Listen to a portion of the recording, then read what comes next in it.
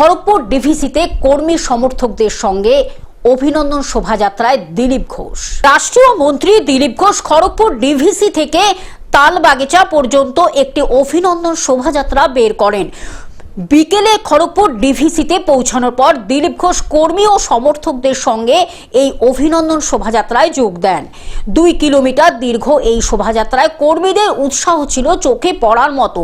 আজ শোভাযাত্রার শেষে তালবাগিচায় খড়গপুরের বিধায়ক ও রাষ্ট্রীয় মন্ত্রী দিলীপ ঘোষ খড়গপুরের মানুষকে ধন্যবাদ জানান। খড়গপুরবাসীকে আমি নতমস্তকে প্রণাম জানাই, কারণ বারবার খড়গপুর ভারতীয় জনতা পার্টির ক্যান্ডিডেটকে আশীর্বাদ করেছেন, জিতিয়েছেন, আর এবারে সবচেয়ে বেশি লিড দিয়েছেন। আমরা চেয়েছিলাম 1 লক্ষ ভোট, 90,000 ভোট আপনারা দিয়েছেন, আর প্রায় 40,000 থেকে 50,000 লিড চেয়েছিলাম, 30,000 আপনারা দিয়েছেন। পশ্চিম মেদিনীপুর থেকে কল্যাণ মণ্ডলের রিপোর্ট, গ্লোব নিউজ। এখন থেকে গ্লোব টিভি দেখুন আপনার স্মার্টফোনেও। গুগল প্লে স্টোর অথবা অ্যাপল স্টোর থেকে ডাউনলোড করুন গ্লোব টিভি লাইভ অ্যাপ। এছাড়া জিও টিভি অ্যাপ থেকে দেখুন গ্লোব টিভি লাইভ।